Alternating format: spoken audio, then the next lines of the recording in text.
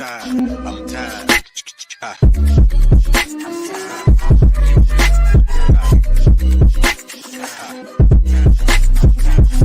Late Morning Program with Namras Podcast.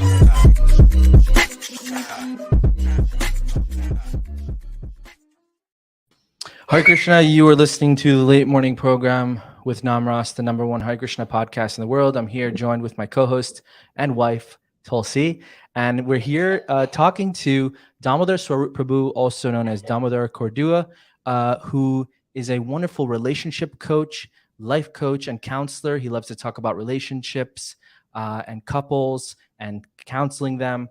And also within the context of bhakti. And we're really excited to talk to you today, Prabhu. Yeah, thank you so much for having me on the show. Your intro music really got me excited. And we're ready to dive in. And I just want to take a moment to appreciate what you do for the Hare Krishna diaspora, and representing so many different voices in the movement. I really appreciate it. Thank you so much. I appreciate that. So the way I got in touch with Damodar Prabhu is I saw his Instagram content. I'll put out his Instagram handle at the end, but a lot of really great reels about relationship advice and things like that. And so I thought, why not bring him on, talk about his journey. And so maybe Prabhu, first we can start out with how did you come in touch with spirituality, Krishna consciousness? And maybe before that, where did you grow up and how was that? Yeah, I'd love to talk about it. Always such a good question. I was a latchkey kid. Do you know what that is? No. A latchkey kids it kind of comes from the idea that the kid lets himself or herself or theirself into the house and there's no parents there. Oh. So when I was a teenager, my parents were separated. And this is going to segue into relationship stuff. So it's interesting. Right. So they were separated and I was like a teen. I felt lonely. I felt like I wasn't getting, I love my family. I'm not trying to throw them under the bus, but at that time I felt like I wasn't getting the love from my family that I needed. And I went to an all boys Catholic school in the Philadelphia area. And I also felt kind of out of touch there. And so from that space, and this is upon my reflection, from that space of loneliness, I became a seeker. So it was actually kind of cool. It gave me that resource. But I became a seeker. I wanted something to make me feel good. I wanted something to make me feel connected. I wanted something to make me feel loved. And I tried it through all types of stuff. I got into like underground music, hardcore punk. I got into art. I got into all types of interesting things within like a city environment. And then getting into hardcore punk, there was a couple bands that I'm sure the listeners know about. Shelter being a main band and this band 108 as well. And I got into this music. And when I got into this music, not only did it like satisfy my angst and my existential question as to who am I, who loves me, where am I at, but it also answered like a deeper question, that probably my soul was searching for at the time. So I would say that bhakti entered my life, one, as simply a coping mechanism. Frankly put, like a way to like give myself something to feel like there's something better than what I have or something bigger. But I think also at the same time, it affected me. I listened to the lyrics. I tried to read the Bhagavad Gita as it is, as a young adult, teenager. And I was really open up to the idea of bhakti. At the time in Philadelphia, there was Harinam on South Street. So if you were like, South Street's sort of like St. Mark's Place in New York City back in the day. It's sort of like a bastion of like punk and counterculture. So the Hare Krishnas would go down the street and I was in that scene, doing like graffiti in the alleyway with my friend who was a graffiti artist. And I remember hearing them and hearing of them and reading about them and, looking at the back of the books and seeing the address, Allen's Lane, Philadelphia, Love Feast. But I never really got any association. So I would say that at that time, my teacher was to some extent Shelter and Prabhupada through Bhagavad Gita as it is, but I never got any association. And fast forward years later, I moved through many different lives. I became an artist. I went to art school in Chicago and lived a very, let's just say, a sensual life of being an artist. You know, like the stereotype, like I wanted to try everything. I wanted to do everything. I wanted, to experience everything. And I did that to interesting effect. And I still felt at that time in my journey, like there was still some longing in my heart. There was like a spiritual longing. And, years later, maybe it was a seed that was planted. Okay. I should also say that when I was growing up in the Catholic tradition, I went to a Jesuit all boys high school. I was really into Catholic, or not Catholic, some of the Christian theology that was being taught to me.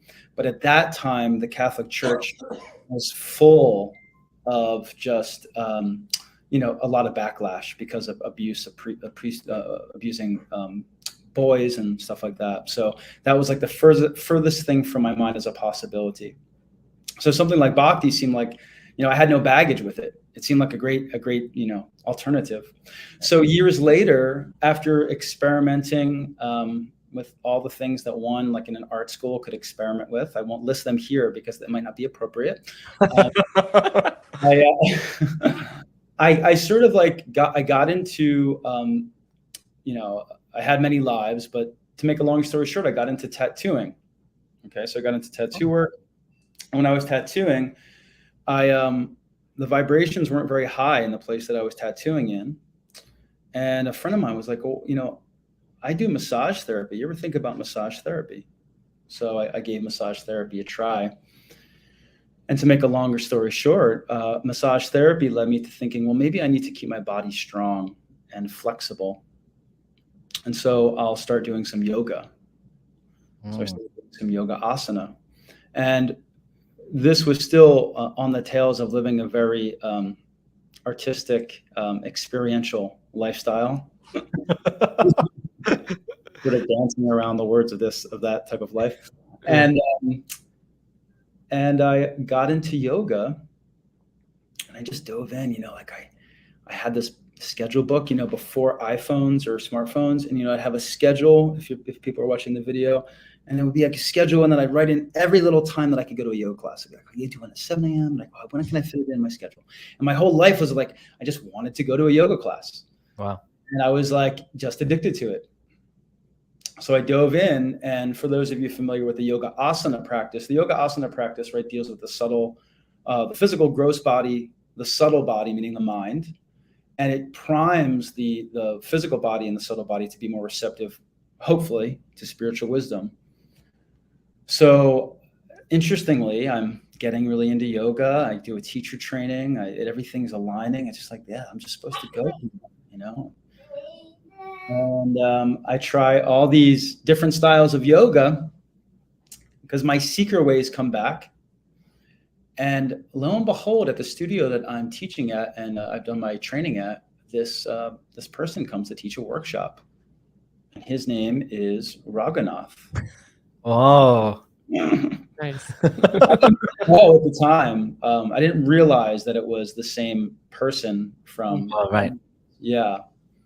And so Raghunath came. I'm sure the listeners know about Raghunath. Raghunath. That's he's got a lot of Shakti. He's got a lot of empowerment. And he came in and we chanted and we did crazy handstands and headstands and we stared at each other's eyes and started crying and all these things. And then I just remember when we chanted at the end, it was so powerful. And I remember I went home that night to my little bachelor pad apartment, and it's still in Philadelphia. And I just remember making some pasta. It was pasta. And I just started crying. I started crying and crying and crying. And something was opened up. Something was cracked open. Wow. Or you could say the seed that was planted many years ago had finally given some soil and a whole bunch of water. Okay, I'm ready to grow right now. Right. Wow. So that was my main entry and a little synopsis of the story. But now you're not in Philadelphia anymore. Now I'm not in Philadelphia. Yeah. Now, and I had moved a bunch of times in between in that story to different cities, but now I'm in Tucson, Arizona. Yeah. So we live in Tucson, Arizona, my wife and I. And How long have you been there for? we've been there now for 3 years. Yeah, we were just talking about the other day, 3 years. And you also mentioned that you're an entrepreneur. So is that what you do in Tucson? Yeah. So we started that yoga journey and connecting with Raghunath as a big part of it.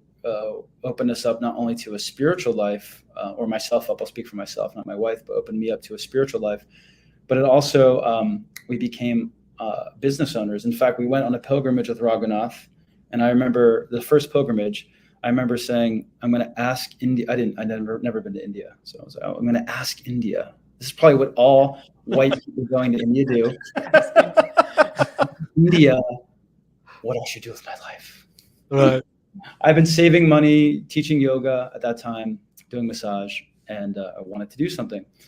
And we went to the Ganges, and we went to these very holy places. And I joked about it, but very, very it makes me want to cry. Really, I mean, very profound experiences occurred during that pilgrimage. And when we came home, this might sound a little woo-woo, but when we came home, I knew we were supposed to open a space between this street and this street where we were living. And Oh my gosh. whatever that means, I just knew this is where we were supposed to serve. And maybe I wouldn't have called it service at the time. And so we opened up a yoga studio.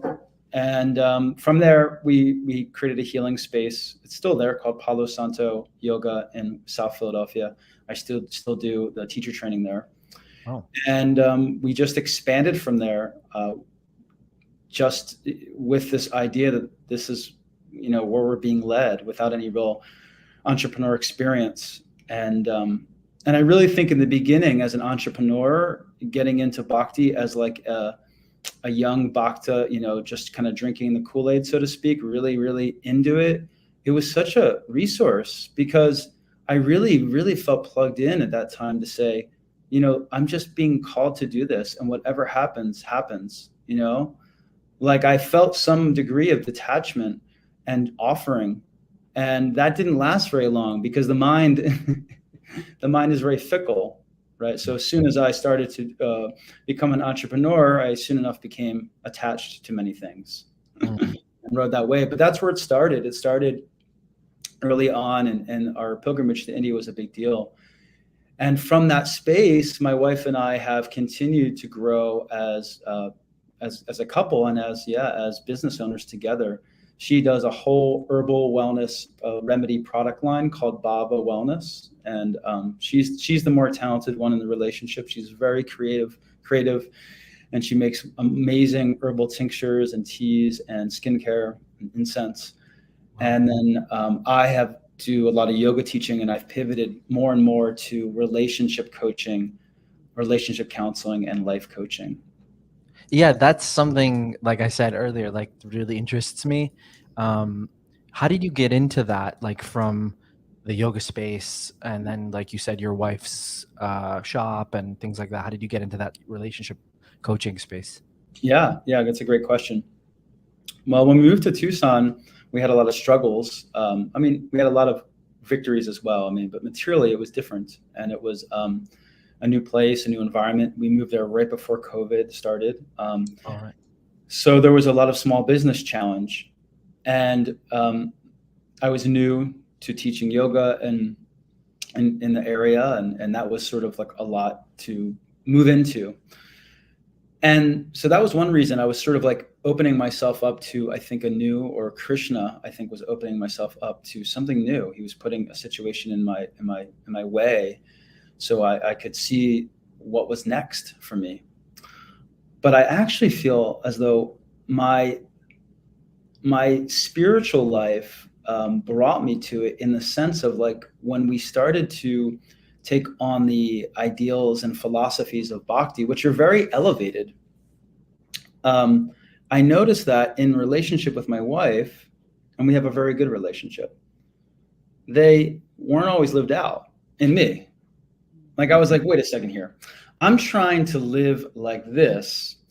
And when I get triggered by my wife, I'm thinking and saying these other things.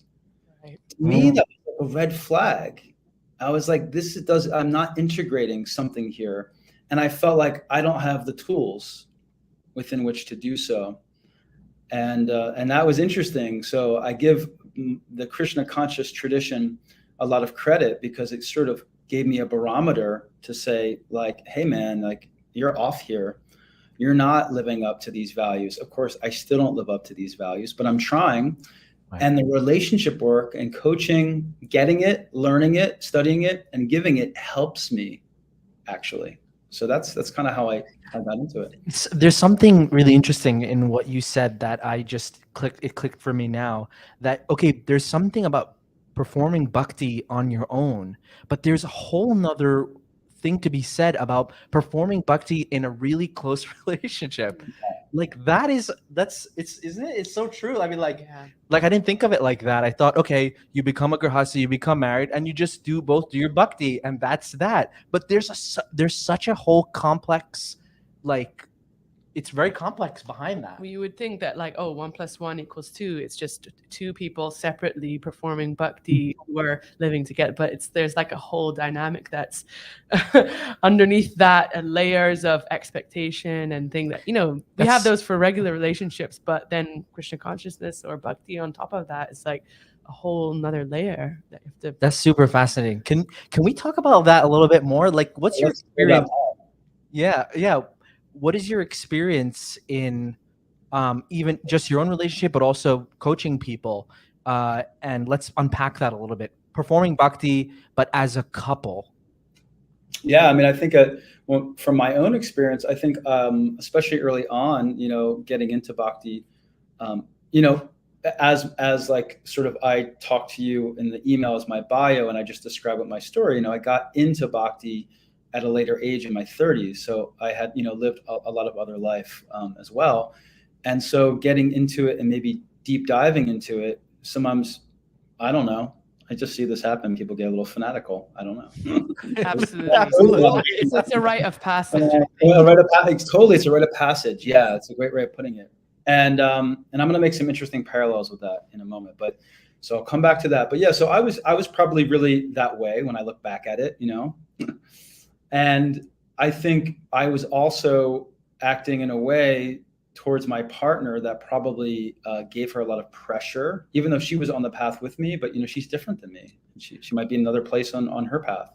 Right. And I think I was, when I look back, putting pressure on her, maybe acting in ways that, was expecting her to be a certain way, and expecting myself to be a certain way, probably prematurely, How long had you both been together at that point when you were kind of entering the, bhakti journey? The bhakti journey. Let me see here. Well, it's interesting because we went to India. I went to India and she met me after my pilgrimage. So we started getting into it pretty early. I would say within the first year, and we're now married together 8 years. Wow. Okay. Yeah. But it was, those early times were gradual. Right. And then, I looked down and I realized I crossed the line in the sand. I was like, oh, I guess I'm one of them now. I don't know. Too late. By the mercy of Raghunath, he's just sort of very, very. He ropes you in. Yeah, exactly. And so I think we were doing it in a sense together, but still at different places. I really think, and when you're early in a relationship, check this out. When you're early in a relationship, there's also a honeymoon phase. Mm. There's also, you dive in and you actually, the relationship seems more connect, not for everybody, but for a lot of people, more connected, like passionate. You're, oh my God, it's excited and present. Yeah. And then you start to realize, oh, you're a little different. Okay, well, not so a lot different. And then the things that your patterns as a person actually start to come up, your deeper patterns.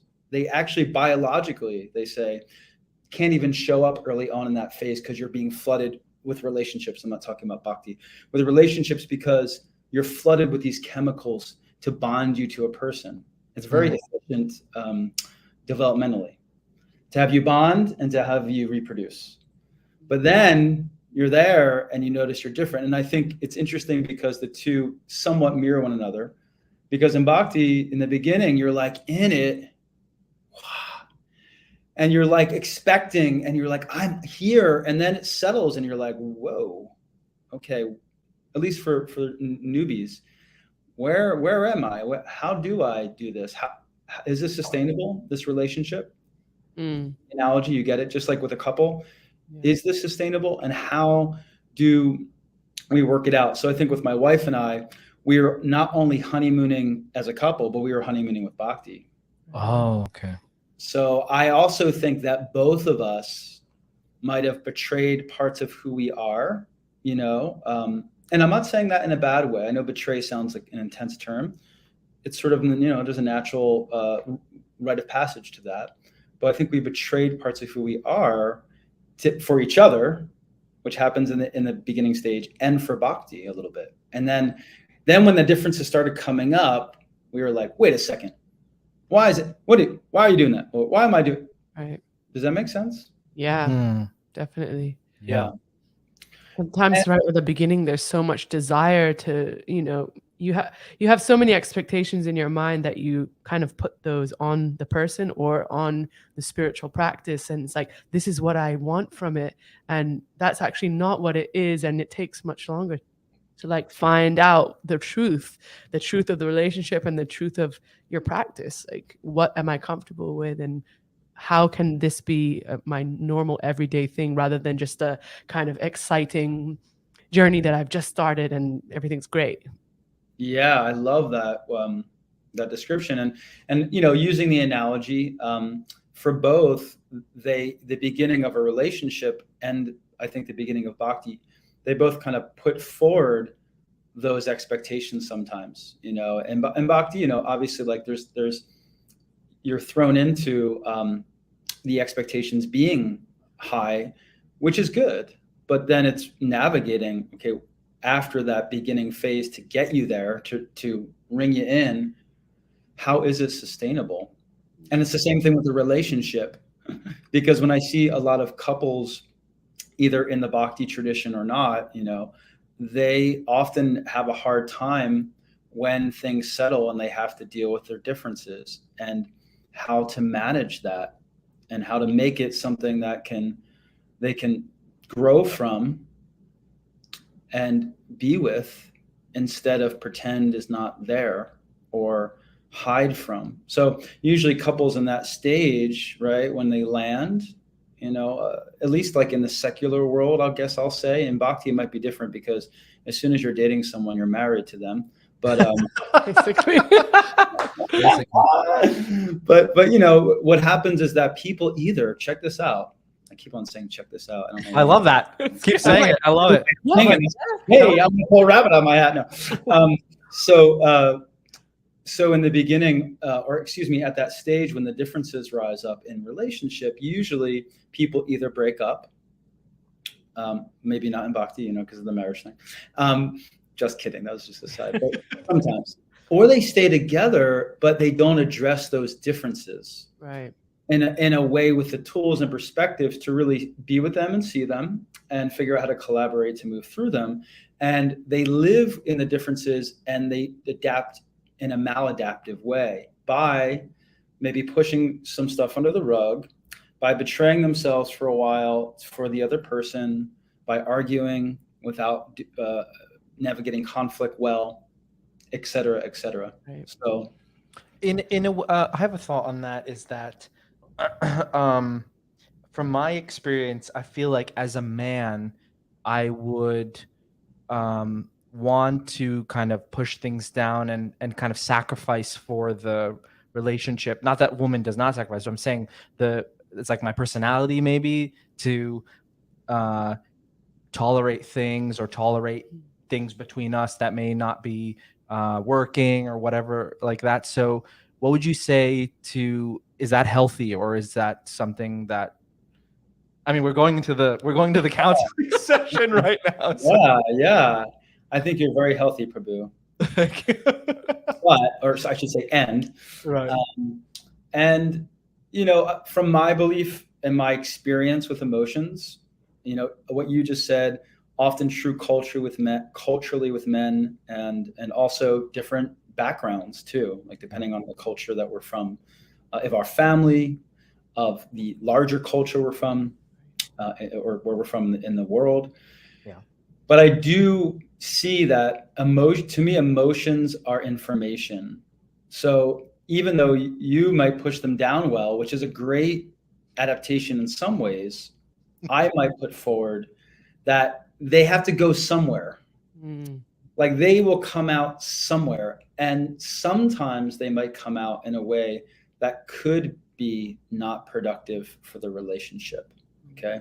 That's what I've noticed.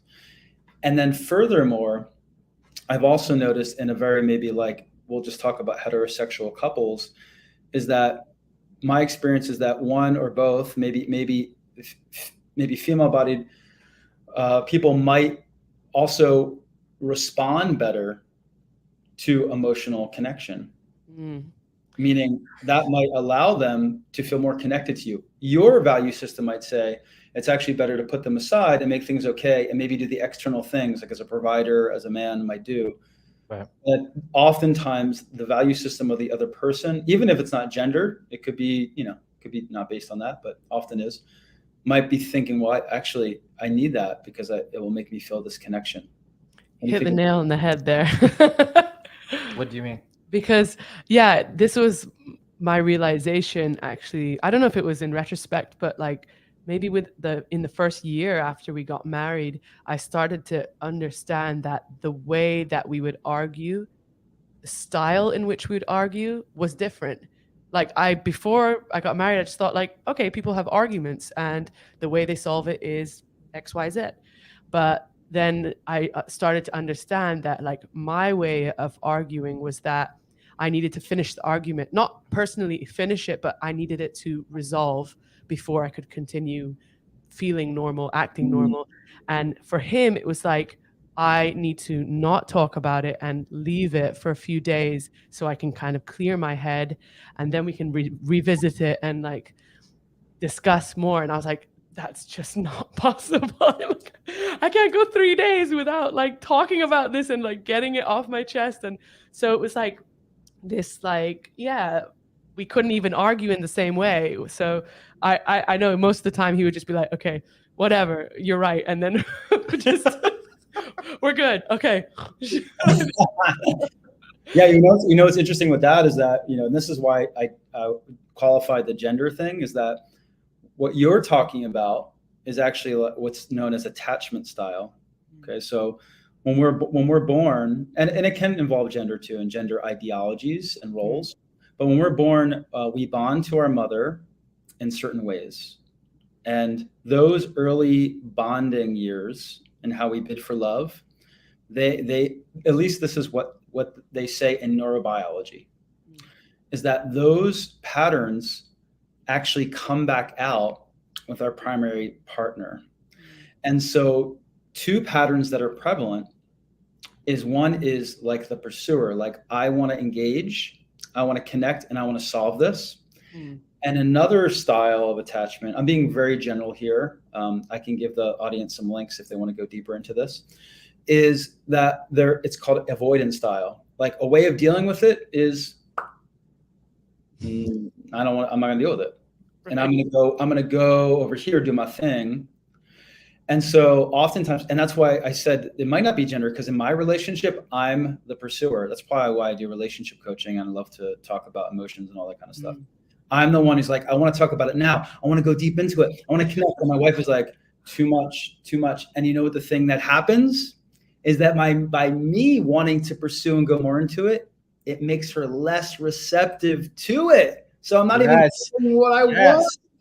I'm sure you feel so understood right now. Are you validated now, Prabhu? Yes, very validated. Yeah. Yeah, that makes a lot of sense. And I realized that. I was like, okay, but at the same time, there's no right or wrong here. These are just like styles. These are ways that people navigate relationally, and it is said that those things are kind of like blueprints in us. Meaning, Nam Ras Prabhu, you can maybe adapt to meet your partner where they're at, but that is your sort of style, in a sense, right? So it's not to be pathologized or wronged, but it might be ameliorated by some work, and vice versa for Tulsi.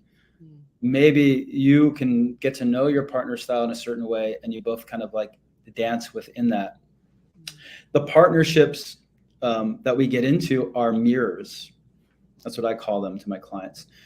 So to your beginning opening statement about spiritual life and doing it alone and then kind of doing it together. Oh yeah, well, that should be pretty good. It's like, now we're doing it together. But actually what happens is when we get into partnership, the other person becomes a mirror of some of our patterns that otherwise, if we're a monk on our own meditating, we actually won't even see. Right. Does that make sense? We won't see unless we're in the Grihastha ashram. Yeah. Because that person's like bringing them out. So I find that interesting. I used to say it's like shining a magnifying glass on yourself, like all these like I thought I was like a good person, and then when I got into a relationship, what's wrong with me? All these things are coming out that I'm like, that's not a nice thing to do, or that's not being a nice person. Like it's just like this, like, you know, pulling out all this like black stuff from your internal, you know, being that you've never had to deal with before. Yeah, I love that. And I love what you're saying there. And for me, as you know, someone also on a spiritual path, like how exciting. I mean, someone might be listening to that and being like, I'm not getting into a relationship. You just scared me away from that. But from another point of view, how exciting that like we have this chanting process. I mean, then we also have this relationship that's bringing out this stuff, you know, some of the coverings in a different sense, right? That we can sort of work through with the proper consciousness and the proper guidance. Or we don't see that as an ability to grow until, as you said, put the fine magnifying glass on ourselves, and we just get more entrenched in it. And I think that happens a lot.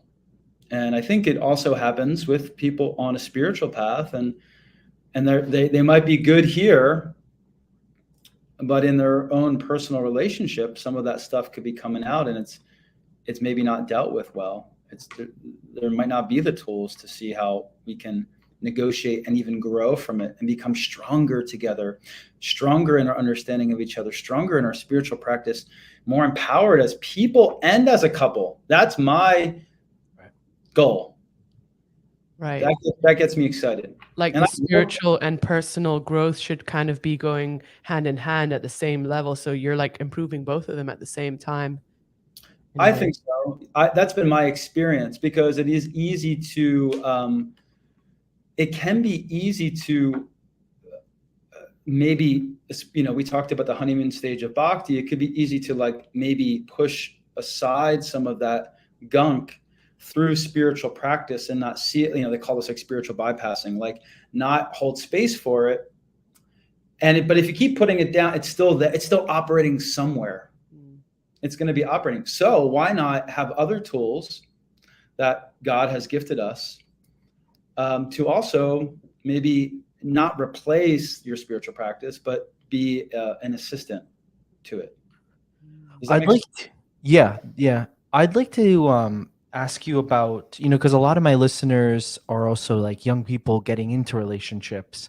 So what would you say is things to look out for, like very much in the context of bhakti? Like we're you know, we're looking for people who are, you know, good devotees and, you know, who are, you know, have straight tilak or whatever it is, but like deeper than that. What's deeper than that? What people should be looking for in a potential partner? Wow, that's a big question. I love it. Well, I have questions about the, you know, further along in the relationship, but I want to start there. So, because it's like way before even Yeah. being in a relationship. What we're looking for. Yeah. Well, it is interesting. If you're speaking from someone, I'm assuming two people that are into bhakti and they're going to come together as a couple. Yeah. I mean, some general gauges from when you're like what I would call the vetting process. Yeah. Would be to pay attention to their family of origin, and pay attention to their friends and their relationship with their friends and how they treat the people in their life. And also be aware, which I don't think we consciously are, like we of course talk about like honeymoon phase, but be aware that when you're starting to date someone, you're usually flooded with chemicals and you're going to have somewhat of a skewed perspective on things. Like you might not pay attention to some of like the vetting things. Like you might not think about, well, what is their family like and how are they interacting with their family and what's the culture of this family like? What is their background like? And that's not to say you can't be with someone from a background that you're like, oh, I don't know, this is quite, you know what I mean? But it does give you clues. It gives you clues to say, okay, this person, to what you're getting into, this person might have certain emotional traits that are going to come out in the relationship. And to assume they're not is just to be blinded by love or the idea of falling in love.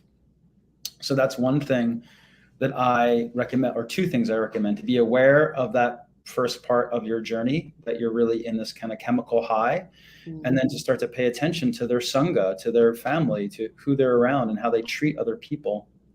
Right. And then I think early on, if a couple can start to create honest communication, and this is where emotional awareness is helpful, because emotional awareness will give each other, you can give yourself more information to sort of speak about what's really going on. In the beginning of a relationship, as I mentioned earlier, in the courtship phase, we often hide unconsciously or consciously parts of ourselves so that we can get that person, So Don't tell them you're crazy. Exactly. We'll just hide that for a while. Put it in this little box over here. Absolutely. Yeah. So it's really important to start co-creating a culture where you can get together and be clear and honest. It's hard in the beginning, right, to do that, even like biologically, but to be clear and honest, communicate, and have time to share what you're feeling.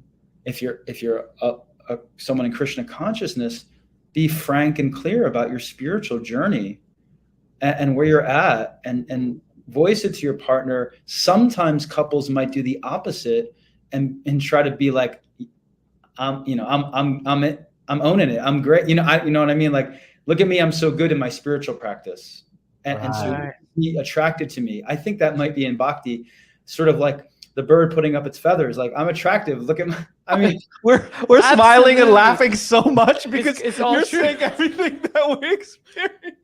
Wow. Is that true? Is that, I mean, I didn't have that experience personally. So we had that exact experience. I mean, I could totally relate with that, like trying to put on some kind of front so she'll like me more, or and we also, I mean, I've heard this before, but people say, oh yeah, don't get into a relationship with anyone if you just like met them in India, because they're at their best spiritual they're like going to Mangalarti, they're like, yeah, I'm so fired up, and then they go back to their regular life outside of that pilgrimage and they're like, I'm struggling, man, like I'm really You never heard that? No, I mean, I think I remember you saying that, but that totally makes sense. And yeah, it's really interesting how when you go then farther in the relationship, then things start, like the box that you had starts coming up and opening up, and things that you didn't want to maybe disclose, or habits or whatever it was, comes out automatically.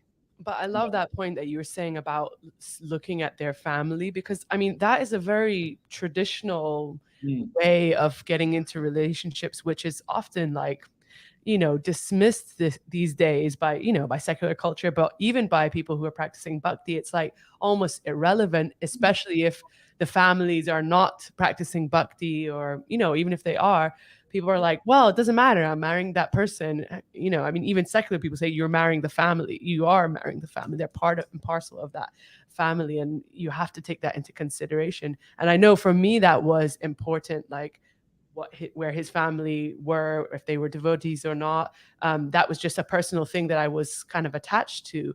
And that was the questions that my parents were asking, like, who are his family? And they wanted to know before we got into that relationship. Because I can say for sure the chemicals were already, you know, they were going for me. And so I think that vetting process is so easily overlooked, and it's so important, though, to emphasize for people, especially young. Yeah, it sounds like traditional, which it is, but it's actually very practical. Right. And biologically true, because we will take on patterns. As much as you rebelled against your family, you know, someone rebels against their family, you're taking on the culture within which you came from. So. And then when, you know, the relationship is established, etc., and then that honeymoon phase goes away, then what would you say is things to look out for, or things to work on with your partner, where you can be more vulnerable and more honest? Does it, like, for us, I think it might have happened kind of naturally, like, because we kind of were brought to our knees in the sense of like our, like, you know, we live and we're working and we have a family and things. So it's like you're kind of urged to become honest, and who you are is like, because you're living with that down person. To the wire, like we're struggling for this or that or the other. Like, what is the truth of like what we want in life and what we want to be? Right. So maybe, I guess my question is, how do you make that happen without it being forced upon you, perhaps, or like what can our listeners kind of do to make that happen in a more natural way, I guess? Yeah, almost like maybe proactive, or sort of like a proactive way. Yeah. Well, if you started with your partner and started, like I'm coaching a couple right now that they're not bhaktas, but they're getting into a relationship at a later age after being in previous relationships, and they're already starting during this early phase this culture of communication and this openness, and I teach a style that maybe I'll lead you through if we have time. Please. Of like a listening kind of way of sharing that can bring things out in a very intimate, telling, healthy way. So I would, if they're already doing that, then they're pretty set because they have that culture going in their relationship. And I think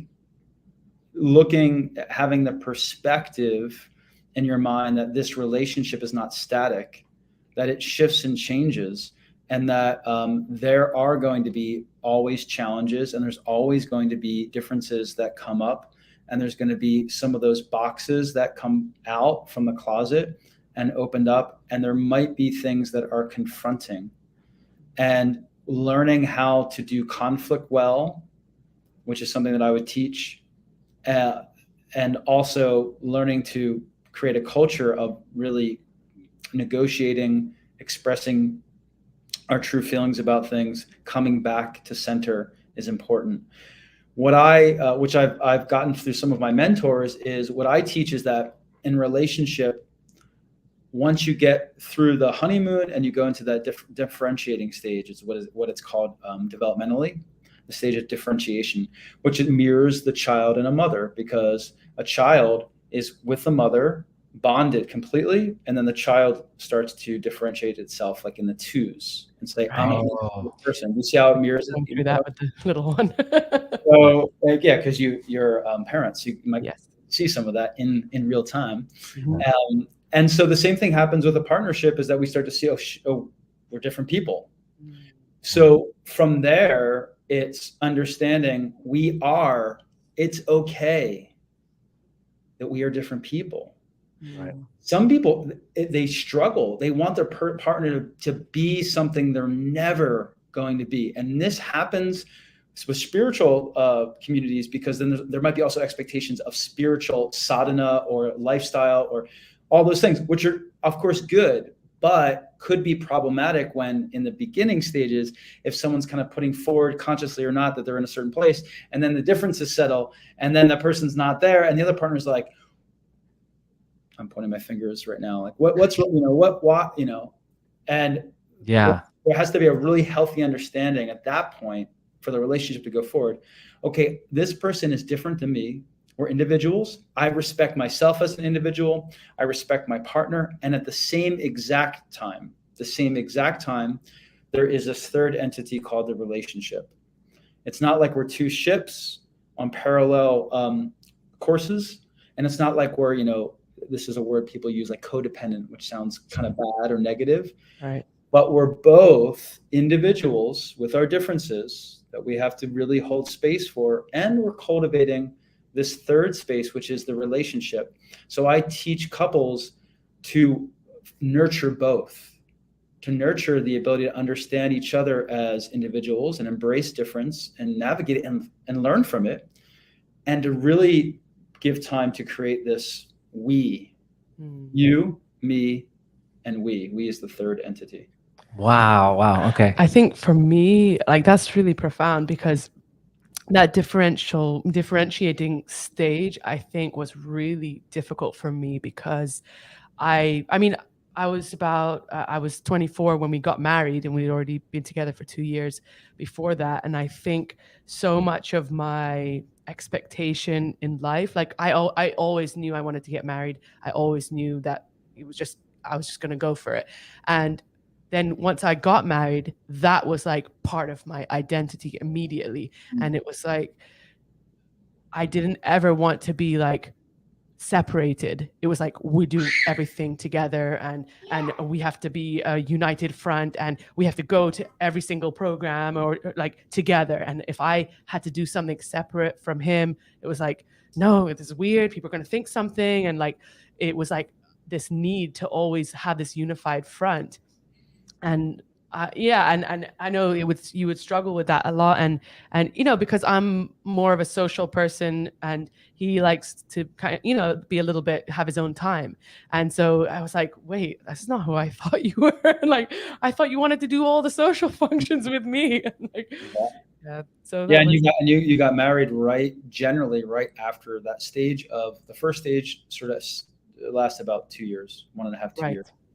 And then those sort of differences start to come out. So that's like a dance. Like you just explained that you're different. You have different natures to some degree. Right. And how do you dance in it's like separation and togetherness. Right. Right. How do you dance being separate people and then also one? It's like a chinta beta beta. Yeah, exactly. Chips. So what are some of the things that you go through with couples to help them with their, like you said, the third thing, the relationship, and them as different people, and trying to, I guess, coexist in a harmonious way, I guess? Yeah. That's a great question. Well, I do recommend that couples like I'll give you an example of my own life. Like, my wife and I run a business together. So we do different things, but we're really around each other a lot. And I have workaholic tendencies. My father's sort of a workaholic, and it's good for being an entrepreneur, because you can just work all the time. And so I'm working, and we're working together, and I'm like, we're together. And my wife is like, we need some time together. And I'm like, well, what do you mean? We're always together. Like, we're working together. Oh my gosh. I said the same thing like last week. He works from home full time now, so it's kind of a very similar situation. Anyway, sorry to interrupt. Yeah. So I think it's very relatable. So I was like, what? And from her point of view, which I really appreciate, and I give her so much credit, I'm so blessed, is that she was saying, we need to connect. Like, we're not together. We're like doing stuff. We're like, administering things. We're like, right. you're running a family and you're working. Like, that's task. That's like a lot of that. That's not being together as the two of you, dear soul, as a couple. which I Right. also tell my clients is different than you with your children as a family. Right. For the couple to stay together and grounded, navigating parenthood, that's also super important. And it's hard won because I know lives were so busy, but Yes. you know, we're so blessed. Probably you and I think we could probably cultivate a little time. I challenge my clients when they say, well, I don't have enough time. I'm like, well, you probably do. We can cultivate some time to come together just as a couple and really be connected and remember what it's like to be the we. Because even though we're together a lot and we're with our kids, or we might not be really nurturing that. We might have forgotten that. What does that connection mean exactly? Like, for example, I think we had guests over or something, so we left the kid with the guests, and we went to go pick up some firewood from some guy, and we just like drove. It was just me and her, and we're in our van, and we just went. It was the And it was most so exciting weird. thing. It was so weird and exciting because it was like, oh my god, it's just me and you again. Like, There's how no did we- kids. There's no one. It's just me and you. We're just going like down the street to get. But that was in some ways connecting, but also wasn't because we were doing some type of work. So what would you say is like, what is connection? Yeah. I'm hearing you say, Prabhu, that like it was happenstance. You kind of like went to get this firewood, but it actually turned out to be a cool place of connection. Right. So I would ask you, since you brought that up, what did that feel like for you? I mean, it was just that we're alone together. It was like no responsibilities, basically. And right? we were going somewhere, because it reminds me of like when we would travel together. Right. It would just be me and you, and we would just be going somewhere, and it was like Reminiscent. it was like a nice connection because Also, it was like freedom, like driving away from the house. And yeah, there was something about it was like a symbolic thing. It was weird.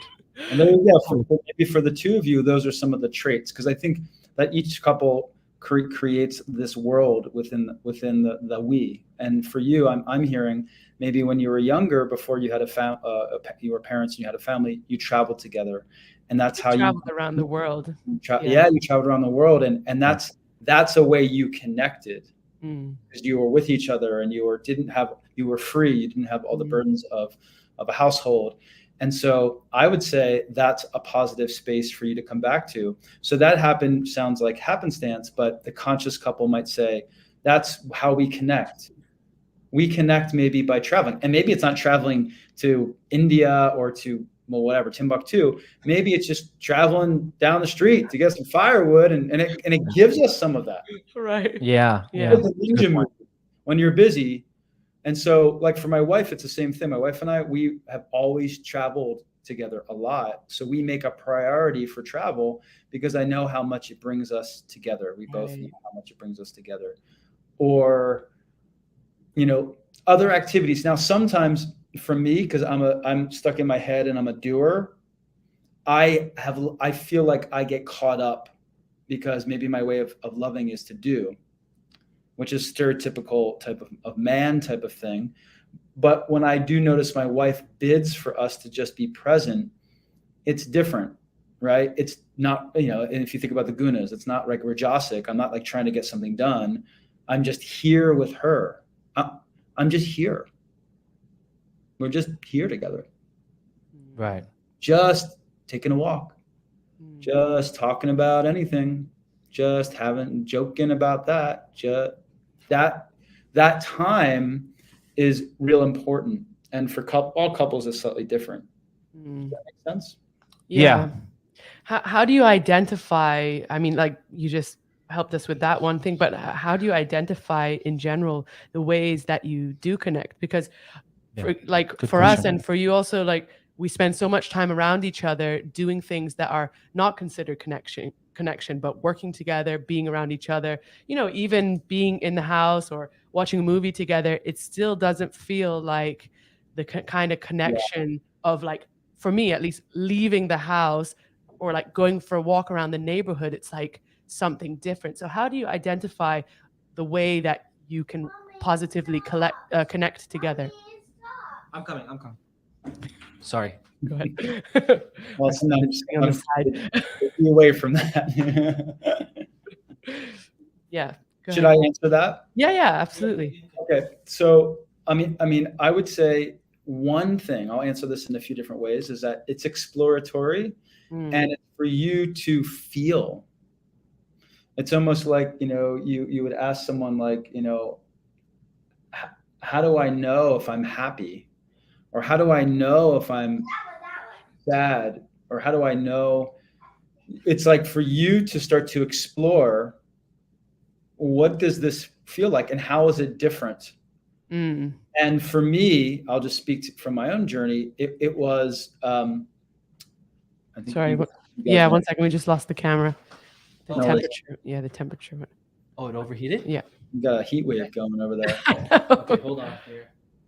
Why did that happen? Internal heat.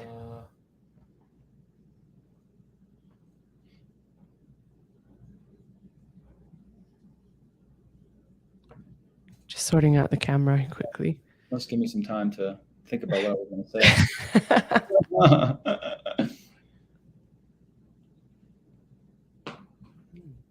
Oh, coming. Yeah, there we go. Not as beautiful, but This is our backup whenever it fails on us. yeah, that's good. So I would invite you to explore it in your own bodies and minds. What does it feel like? And when I thought I was connecting with my wife, and then we did other things, I started to notice the difference. And I started to notice how my mind maybe rebelled against it, even because I'm a busybody person, and my mind was thinking, well, no, I should be doing this and I could be doing this. And instead I had to reckon with being right here, right now with this person. Now, explicit things that I could recommend are ways that you could slow down your nervous system together. I mean, these are vulnerable things, like holding each other and looking each other in the eyes and breathing deep with one another as you do so. And just taking that time, maybe even before bed, just being present, noticing each other, noticing, the things that after years of partnership, sometimes we take for granted, the way our partner smiles or their laugh or the way they, are goofy in this way, really almost studying it in like, wow, this is so amazing. How beautiful is this person in front of me? And that's a practice, because day-to-day life doesn't always allow us that. So it's like standing down or standing firm to share that with each other. Slowing down is real helpful. So I talked about the nervous system. If you can bring yourself to a place that allows you to slow down, where your mind moving in rajas and tamas, meaning like what's the future being rajas, what's the past being tamas, can actually be here in the present. Real important. It's almost like what we would do with our relationship with Krishna. We're trying to develop a relationship with Krishna. We are sort of fighting it, the mind going here and there, but he's asking for us to be present with him. Right. So it's sort of what we'd be trying to emulate in a partnership. And would you say that, you said it's a practice, but and your example was that you felt like, oh, this is not what I should be doing. So I'm just thinking about, the love languages and things, and how people feel. Is how people feel love the same as how people feel connection, or can it be different? Yeah, that's great. Love languages can be definitely different in relationships. So and that's why it's an exploration for sure between the two of you. And if you or the general you, to the people listening, if you're creating that culture of really checking in and asking and communicating, how does that feel for you? And exploring it together, because you might have different love languages. It might not be physical touch. It might be something else. Some of them might be different, and some of them might coincide. Right. And for a successful partnership in this connected way, you take the time to explore that together and to negotiate it, meaning you start to understand your partner's love language more, and you give him, her, them some of that, and then vice versa. So it's a dance. Right. And I just want to keep on saying exploring, because I think it's experiential. And this is where it's beautiful to give yourselves that. And it can go on for the rest of your time together in a committed relationship. It's so nice that you can come back to each other. And then when you take that time, interestingly, and you dedicate time, your life to some of that time, the conflict stuff becomes easier to navigate because you are already better connected. Yeah. So it acts as a resource to draw from. It's like money in the bank for when problems do come up. Because, and the Gottmans, who are big classic researchers in the relationship field, they talk a lot about this. The more you are able to connect, the more you can use that when life gets difficult. Right. You know. Yeah, we say that sometimes, right? When we're struggling with something, we feel really disconnected right now. And that's, trying to find that connectedness can solve the problem that you were dealing with, because it's just, they're related, obviously. Totally. And the connectedness that you've already established might come up more in that moment than otherwise. If you're just generally not that connected in that way, it won't be as present. I'd like to ask about when each person is in different places in spiritual life. Right. Like, full disclosure, Tulsi's a mother.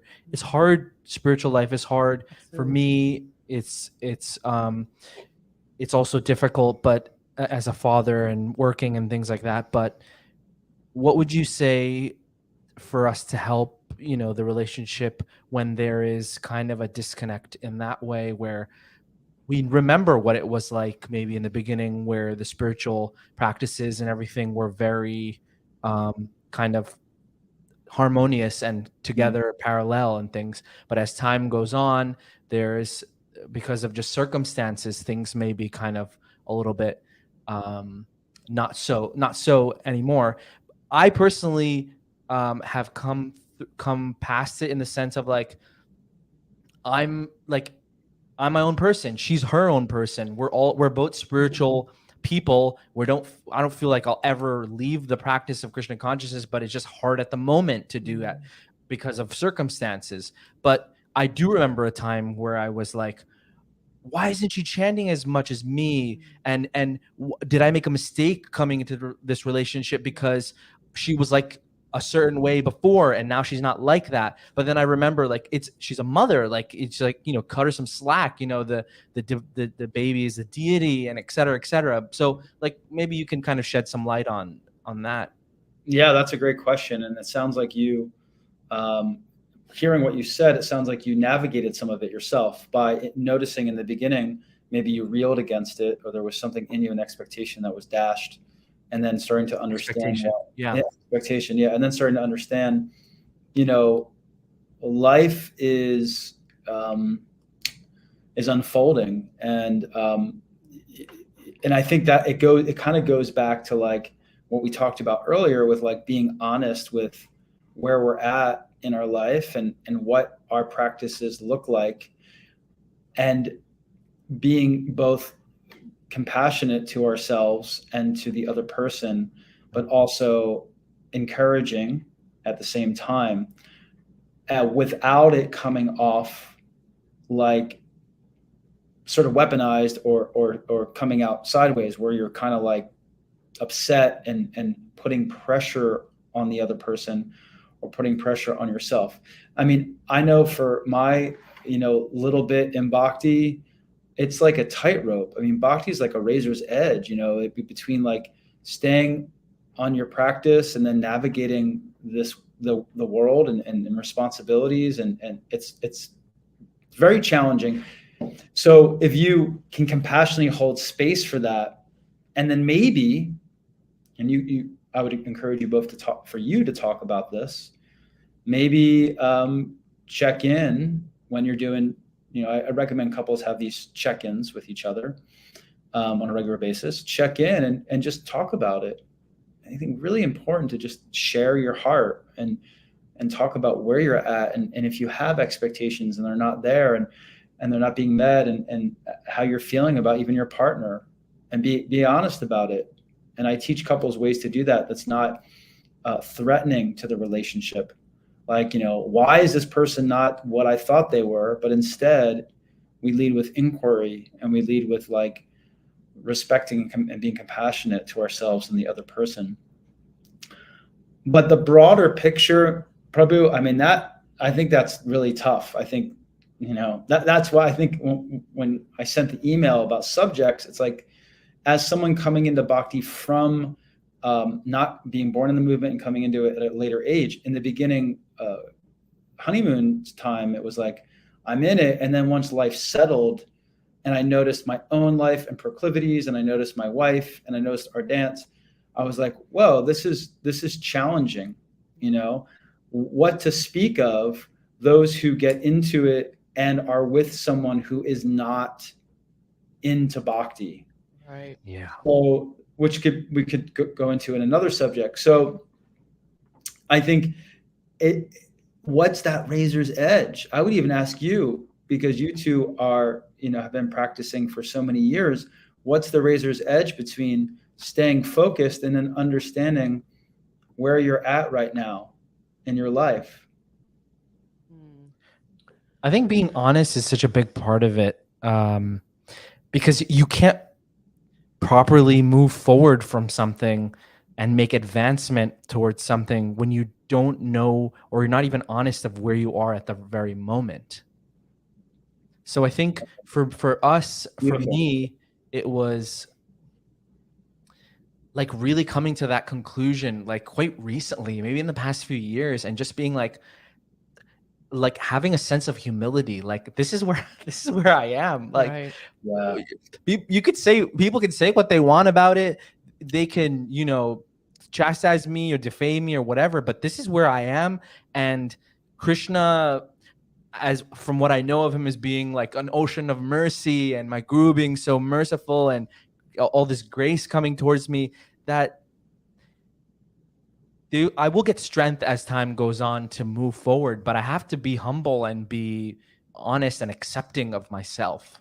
And I think talking to other parents, like, it's hard sometimes when you don't have a lot of other parents who are your age, or who have taken initiation, or have, multiple kids, or whatever it is. When you, like, I remember I was talking to one mother, and she was just like, how do you do it? And I was like, I don't.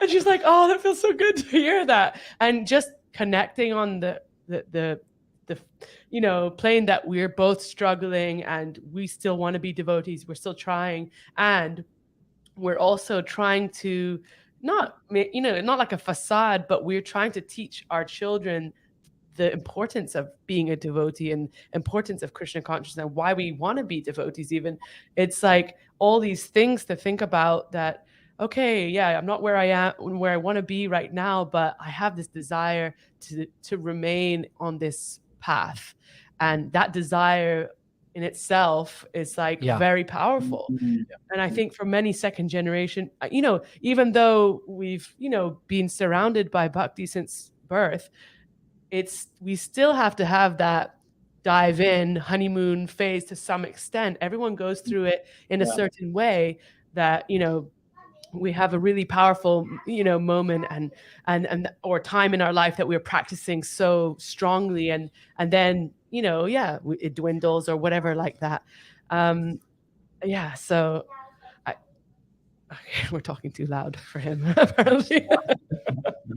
I think it's interesting because, like, I guess I come back, and I don't know if this is appropriate, but I just come back to, and you probably touched upon this. It is personally, I come back to, well, Krishna knows me, and Krishna and Guru know my heart, and they know my desire, and they're also like, they want me to move forward, but they also they want to know me and where I'm at.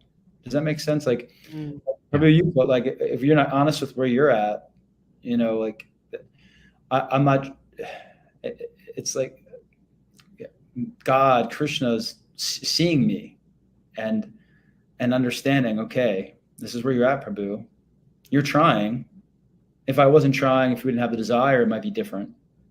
But that helps me. Like, the example that I always hear is like when you are in a mall and you go to that the site map or whatever where all the stores are, it tells you, it's like, okay, there's 101 store, 102, 103 store, but the main thing is tells you in the mall, where are you right now? You are here. You right? are here. Yeah. That's an important part of Important. that journey to get to store 102 or 8 or whatever you want to call it. But it's that being really accepting of where you are, and in the context of a relationship where the other person is also, right? Totally. And that is such, to use the word again, resource, when you can come to that, because that is what relationships ask of us, to really be present and hold space for where we are and where our partner is, because at times we will want them to be other places and other things. But that's the crucible of partnership. And this scenario we're talking about with our sadhana and our bhakti is a good example and a way to practice that. And there is a deep humility, and there's a deep there's like a reckoning with that. Like, this is where I'm at, and this is where my partner is. Not in this expectation, not in her expectation, my expectation, their expectation. This is where we're at. How can I not run from it, not fight against it, but learn to see it and step forward from there? Yeah. I have a really complex question that, or maybe it's not complex, but it's where your relationship and your spirituality kind of, there's a cross section. So I'll just give the kind of story, like right from the beginning of our relationship, I always saw Nam in a way that was like, he's ahead of me on the path. Like, he's more determined, he's more kind of enthusiastic about being a devotee, and his sadhana is stronger and all this kind of stuff. And so I can really kind of look up to him in a way of like guidance. So that was one thing. The second thing is that he's older than me by a few years. So, you know, traditionally, we also give respect to people who are older, have had more experience in life, that kind of thing. Then another thing, traditionally, you know, women are a certain way with their husbands. He's the protector. I'm, more, I enjoy looking after him and serving him in a certain way. And, you know, he looks after us and the family. So there's all these kinds of relationships of, you know, not in a negative way, but kind of like hierarchy. And then on the other side of it, I have kind of issue with authority and like to be very independent and do my own thing. So for me, going through the relationship and giving him that power of like, you have the authority to kind of guide me, but I also don't want to accept your. Oh, yeah. I struggle with that because I'm like, I need your help. But then when he wants to give me help, I'm like, I don't want to hear it right now. So how Hearing you say that is so therapeutic, by the way. There you go. That's beautiful. You said a little moment there. Yeah, I mean, I think that, well, I'll speak to the micro and the macro. It sounds like that's something that's personal to you, and you just explained your mood, maybe. Mm-hmm. But it could be something that happens with Krishna conscious couples, perhaps. In a general sense, right? That probably happens. Right. And I think there could at times be, in most people who are in the position that you described, they might feel torn, and there might be like almost sometimes it could be like a resentment or like a backlash from that relationship. And, I think that's natural.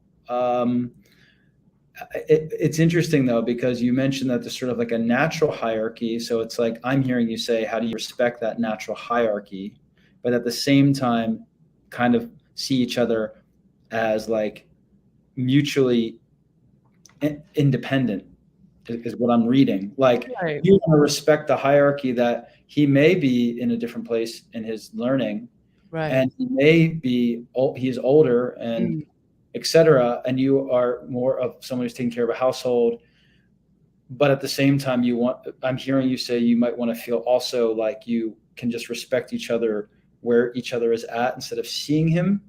Right. Is that what you're saying? I think so. What do you think? Yeah, I think that what you said earlier about like seeing the hierarchy, but at the same time having your own independence, or not independence, but maybe that's just your. I think what you said in the beginning, Prabhu, is like It's just a it's just a personality. personal, it's a personality It's a thing. That's personality. just like you Yeah. as a person. You're very, you can be very like traditional in some sense, but at the same time, you're like a Viking lady. Like that's your blood, like that's where you come from. And Right. I'm a just no, that's not my blood at all. So it's like a really weird dynamic sometimes in that Right. way. Yeah. My wife, I noticed that when I took on that role too much, and it could be like that, it could be argued some of that, except the age, we're about the same age. I'm a little bit older than her, so I guess it works out. Is she? I think she's more all pure Viking blood. I mean, not literally, but figuratively speaking. And I think it was not good for us. Right. So I learned, okay, instead of trying to be her teacher, let me turn this into a different relationship. Oh, interesting. And that happens, I think, with couples. So I'm glad you brought that up. You were sharing your personal experience, but I do think that maybe that happens with couples, and it will be different for every dynamic. But when you're noticing that there is too much, and this is where being clear with each other and honest with each other, maybe the man is not supposed, or whoever it is not supposed to take on that role. Maybe that doesn't work for the health of your spiritual life, right? It might create negative backlashes for your spiritual life, because the other person might start getting resentful, or might start thinking, oh, well, like I'm not good enough, or you always know everything, or who knows. Do you feel like that? I think that you've worked through that, and I think that you've come to a place of like, okay, appreciating the qualities that I am able to maintain, and the devotional things that I'm really inspired to do, and not because I feel like the pushing was more troublesome for you than for me. Right. Yeah. It was like the feeling of like I'm really trying to help and it's just not going anywhere. Kind of, it's like very frustrating. And I think as soon as you kind of retracted that, it was like I feel more peaceful now. Oh, totally, 100%. I'm just going to focus on myself, and through that, maybe she'll see that I'm just trying to support by giving a strong spiritual backbone to this family, kind of thing. Yeah, but then there's also on the other side that if you completely retract, then there's no impetus, or there's no enthusiasm or encouragement. I know you were saying there needs to be a balance of that. There needs to be pulling back a little, giving people space, but at the same time encouraging them. Okay, like we need to try better. I feel you're at that point now, to be honest. Like you do encourage when it's the right time, and well, why don't we do something together? Like we can both do this. And maybe it's like sensing it, like a tuning in. Yeah, the right moment. How is she feeling here? Yeah. And that's important, and that's why maybe this type of stuff for devotees is great conversation, because a lot might happen around this subject, and to be able to really tune in and be honest, and to come back to the balance that you just recapped, Prabhu, between like allowing space and then also encouraging, and knowing what that balance is and how it changes over time, and then knowing what will be for the best of my spiritual life and their spiritual life. I really, at the end of the day, it's always about checking in and tuning in and really holding space for the other person's experience and for our experience. Definitely. I really think so. I think being present, like I've been thinking about that a lot the past few days, just being present with the person, like just even on a very like base level, like put the phone away, and the body language wise also being present is like makes a real difference in the way that I'm not like that as a person. Like, I'm just like a man, You've and I'm gotten just like, so much better. I'm just like, that's who I am. Deal with it. Like, that's who I am. Now I'm trying, after 9 years of marriage, I'm thinking, okay, like, I need to try a little bit and meet her where she feels loved, or attention, and things like, what are her needs, and where I can step out of my comfort zone, or comfort zone, I guess, into doing things that might make her feel like I'm there for you, and I'm present. I think that's what I've been thinking the past few days. That's a beautiful reflection, and congratulations for like Thank that. you. Yeah, man, that self-knowledge, Prabhu. That's beautiful. And this is where relationships, again, I'm such a fan of them because of all that they can do. For talking on a Hare Krishna podcast, I'm a fan of them because I think, it's important to get married and be in a committed relationship. But Yeah. even generally speaking, I think relationship is such a cool area of this exploration and growth, because what you said is so powerful, like to get out of that comfort zone.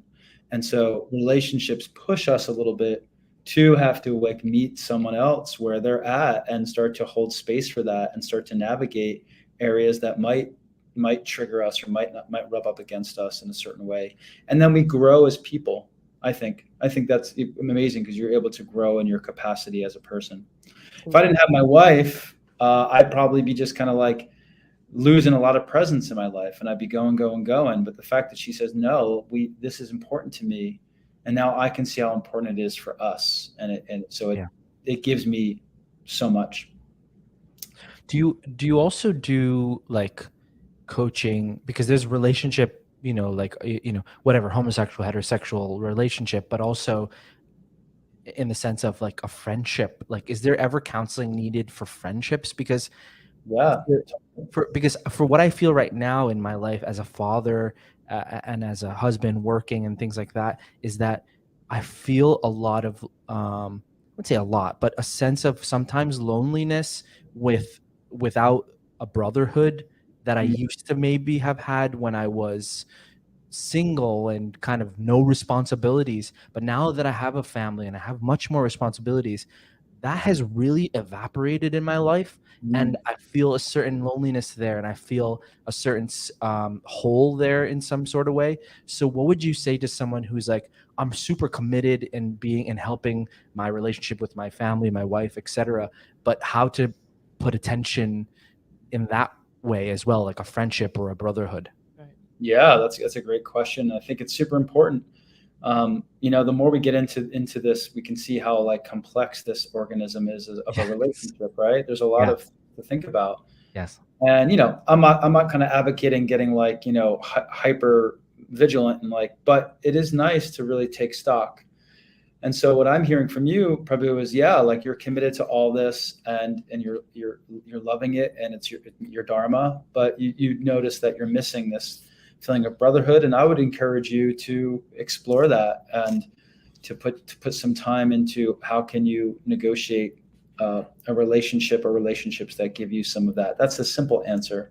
Right. But Negotiate is such a good word for that, because it's like it is a negotiation in some sort of way, because there's so much, there's needs on either side, so to say, that you have to negotiate. And also giving importance to those feelings that you're having, like, okay, this is a need of mine. Like, just identifying that that's a need is like the first step. It wasn't until like just a few recently. days ago you said this thing to me, and I was like, okay, so how can we remedy this? Like, you need to start doing this or this, just to kind of support yourself in this way.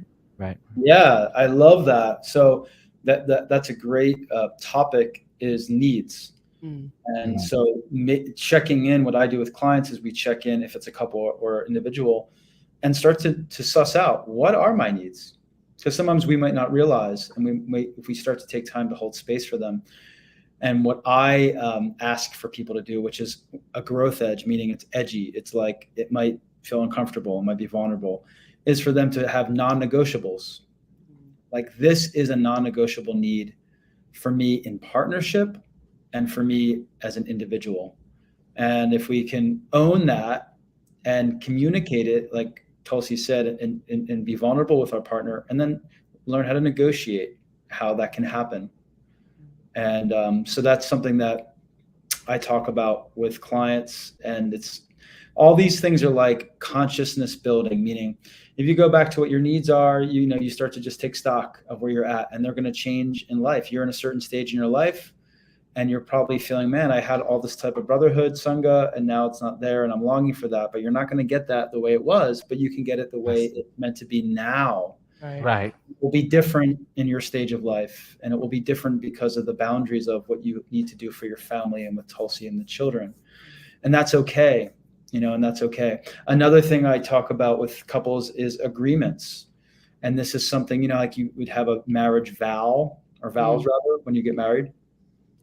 I teach, now there can be obviously some vows, like, that are meant to be for the extent of the relationship. But what I teach is they need to be agreements, because things change and priorities change, our lives change, people come and go, meaning like people die, things change, big things change. So how can we come back once a year and talk about what are our tenets here? What are our agreements? What are we agreeing on right now? Let's zoom out. Let's take stock. Like, what's important to us right this year, and how does that make sense? Yeah. So you're coming back. Instead of it, like, some people think that relationship is like you just get into it and it takes care of itself. But what I'm an advocate of is being more conscious. So you take these sacred times, connect, and look. Okay, what are we agreeing on? For example, we agree that we are in a monogamous committed relationship. That's a simple one. But we might also agree to the fact that we will take time to move through conflict in a good way, and to always come back to each other at the end of conflict. That could be an agreement. So that means that you're going to take the time and say, this is something that we are always going to do. Et cetera, et cetera. So anyway, I just kind of like riffed off your first question, but that's some things to think about. So maybe you can think, Prabhu, about what your needs are right now, and it might be good for you to stand for them. And Tulsi, maybe you can think about what your needs are right now, and then you could have a conversation. Maybe we could have a conversation here on the podcast. I think you tell me kind of what you're... I'm quite vocal about my needs. I guess I'm less vocal about it. Right. But I'm quite good at reading you, even though you don't say necessarily. Like, because if you're feeling something, it will like show on your face. Like, you're not that good at hiding your emotions, at least to me. So I feel like that's a skill that I've kind of honed over the many years, is like, something's not right. What is it? And you're like, oh, well, it's this. And then I like what you said, Prabhu, about how my need may be for brotherhood, but how is it going to look right now in my life? Right. Because I don't want it to be like, okay, I hung out with my friend and that was like that check box, that box was checked off. It might not even be okay, I feel good enjoyable. about it, and that's it. No, it's looking different, and I don't necessarily even know what it would look like, to be honest. Because you're a different person now than you were. Beautiful, man. Yeah, beautiful, because that's like you stepping into being honest with where you're at, and not knowing, and saying, I'm open to what that could be like. Whereas in other people and situations might default, well, it has to look like this. This is the way it was. Right. That's great. Yeah. I would encourage you to explore that. That's really, really cool. I think that there's so much pressure for people in relationships and probably especially within the realm of bhakti, like, relationships should look like this. There's the traditional aspect, and there's also so many other social aspects that this is what relationships look like. Like, I remember early on in our relationship, we would be very honest about our feelings, and even if we weren't feeling so like attached to each other or attracted to each other, we would kind of be like, I'm like struggling with this right now. Like, I'm kind of noticing other people, and like, I really loved that we could be so open about that, and like be like, all right, that's fine. We're in a committed relationship, and we're not planning to go anywhere. So I'm not worried that you're looking other places, but I'm like appreciating that you're telling me that there's some vulnerability there that I need to be aware of. Mm. Do you remember that? Yeah. And we were both very honest at that very early stage. And yeah, I think, and so going back to the point, I was speaking to another couple, and they were kind of like, oh, that is totally off the mark. Like, you could never ever say that to your partner. They should think that they are like, the wind and sky. They're like everything. There's no way. And that might be right for them, but I think for us, it was like, this is honesty. Yeah, it's also like not the way humans work. I mean, come on. Like, let's be honest. I know, it's not realistic. Yeah, and that's where it's beings. like, yeah, I mean, you've decided, you're conscious, and you are creating a container, that's sacred, that's special, but we are human beings, and that is an honest thing. It's one, and this is something that's to suss out. It's one thing to feel that and to know that and to talk about it. It's another thing, obviously, to act on it, right? So to say that I just think that's BS, frankly. They might be on cloud nine, but like, come on, like, we're humans. And that's also with spiritual life. Sometimes those things come up where it's like the elevation is you have to be here, but it's sort of like, I think for most people, except for the saints that walk this world, that's not true. Right. So if we can be honest, but also no, but we're committed, and we have the tools to come back together. We have the tools to not like act on that, and we have the tools to create a safe, secure space. And honesty and vulnerability in that way should bring us back to that safe, secure space. Maybe make it stronger. Sorry. Right. No, exactly. I felt more, in power, kind of, strength in our relationship, knowing that the times of connection were real and truthful because of that vulnerability. And that I know, okay, if you're not feeling the connection, you're going to tell me that you're not feeling it. It's not just going to be like, oh yeah, we're really connected right now, and I'm looking somewhere else. No, we all have times of weakness. We all have times when we're like, did I make the right decision? I definitely into the marriage, I was like, was this the right decision to make? But it's not that I'm going to go back on it personally. And really, I thought I was the only one that thought that. I told you that. I thought that. Yeah. I think that to put ourselves in a position where we're not seeing that, not being honest, could actually create leakages. Does that make sense? Right. Like you're saying, no, like, you're all the way, but then all of a sudden, because you're not processing it, then, as I said before, Prabhu, like with emotions and such, it may come out, right, in a way that could not be healthy to the relationship. Right. And I think it's different for all couples, but my call BS was that, just the way people are, I think it's okay to understand that we have these proclivities, that we have, some lower, baser parts of us, and we're just human. Even if you want to call them lower or baser, we're just human beings, and we're trying to become better. I wanted to ask you, like, just talking now and getting to know us here at this moment, what would you think are some other things we can add to our working on our relationship? I know you mentioned a number of things, such as, holding space and finding that connection, understanding, okay, there's us as individuals, but there's also the relationship, but then supporting that relationship. What other things would you recommend? Maybe we can do something. Let's do it. It'd be nice. And experience it. And it's just something it's a way to connect that I think could be helpful. Okay. So what I'm going to ask you to do is to turn to one another, if that's okay. Okay. Okay. So each of you will take turns. I'm going to guide you through it. And this is just a listening exercise. We're just going to learn to listen to each other deeply. And I'm going to explain it now, and then I'm going to lead you through it.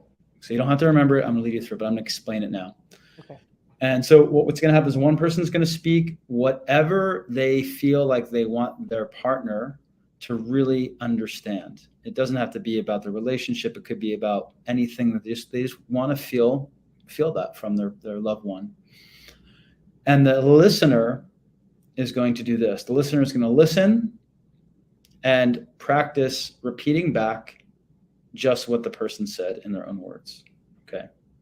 Step one. Sorry. Tell me again. What am I doing as the speaker? This is going to be the real challenge. Speaker is just speaking something that they really want to be heard. They want to. What if I'm the speaker? No. Whoever, you guys, you're going to switch. You're both going to take turn. So I'm saying something that I want her to hear. Yeah. You want her to hear it. You want her to really get it, to really understand it. It could be about anything. It could be about, work, something at work. It could be about anything. It could be about the relationship or about something you're going through. And then the listener, if Tulsi's going to be listening first, first step is you repeat back what you hear. Okay. So now what this does is it allows the listener to hear, oh, that's what I said. And then it allows the speaker to hear, oh, wow, that's what I said. And allows the listener to get out of their projections or possible fracking. Okay, fracking means the tendency to fix, rescue, advice give, complain, or kill the other person's experience. I got this from a teacher of mine. I can't claim credit. We need to write that down. I love it. Fracking, yeah. Okay, because sometimes we tend to frack. Like my wife might start talking to me and I want to fix the situation for her. But she doesn't really want that. She wants to just be heard or vice versa. Okay. So Tulsi, when you're listening, resist the urge to be like, well, blah, blah, but what about that? Just repeat back what you hear. And I'm going to explain the next couple parts. Then you're just going to check in. Do I repeat in my own words or do I just repeat exactly what he said? No, in your own words. In my own words. Okay. In your own words, yeah. Suggest. Without projections, without trying to fix. And then Nam Ras Prabhu, you can repeat, but you can say, yeah, that's true. And it might bring up more things. And then Tulsi, you're then going to just check in. Did I get that right? Is there anything more? Okay. And I have to kind of think about what I want to be heard on because I usually say to her already what I am thinking. Maybe we're self-realized or something. Yeah, maybe you don't even need this. For the better. All the mere mortals out there. Okay, I'll be the speaker because he told you what you should do after that. You just tell. Yeah. Okay.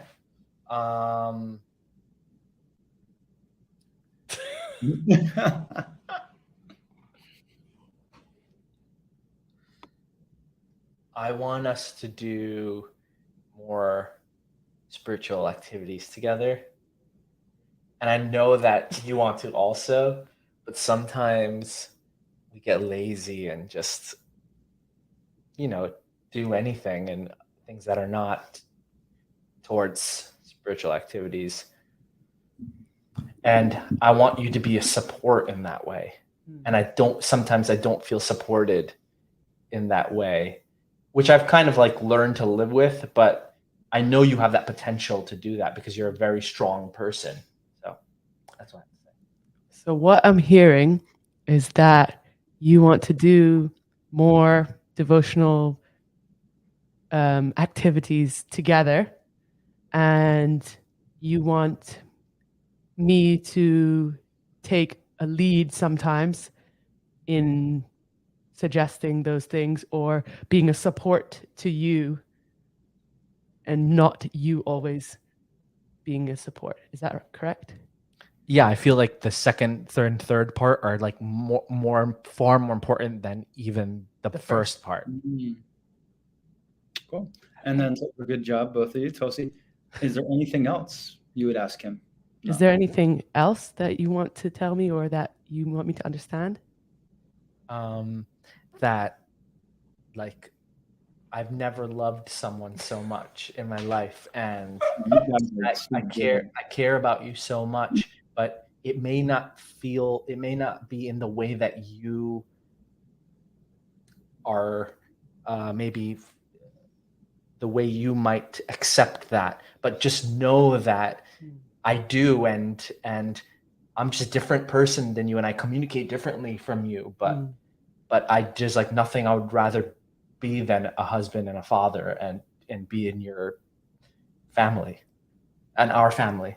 Do I repeat that as well? I don't know if I can repeat it without like crying or something. No, this is what it's meant. Crying's a good part of this. You can repeat it, and you're also allowed to cry, even though, yeah. Okay. So what I understand from what you said, or what you said, was that you love me so much and you want me to know that, and that I might not understand that because the way that you show me that you love me is not always the way that I understand what love is.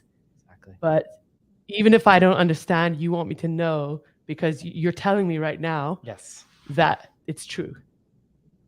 And Is that all? and that there's nothing more No. that you want to be than a father and a husband and do those things with me. Correct. Is anything else? No. Wow, that was beautiful. How do we do? Well, it's your turn now. Okay, but we're not done. You're You're such a great. It's so inspiring to be in the presence of you too. So, what you're going to do next, Tulsi, is you're gonna practice empathy. So you're going to put yourself in your partner's shoes, like feel where he's coming from, and say, if I were in your position, I would feel this, that. So he did sort of say two different things, but you can choose maybe and feel what that would be like for him. This really allows us to really take and understand the side of our partner. What would that feel like? Would I ask him a question, or am I just You just literally internalizing that? trying to imagine knowing him well, what would that feel like for him? Either of those things that he talked about. What might be some of the feelings inside of him? Really try to feel that.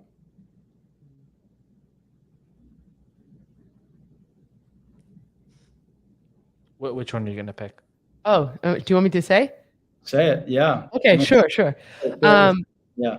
I mean, I can say both. I feel like the first is like a deep desire to do something and connect in a spiritual way, which we have felt in the past. You look at your partner in the eyes, and yeah.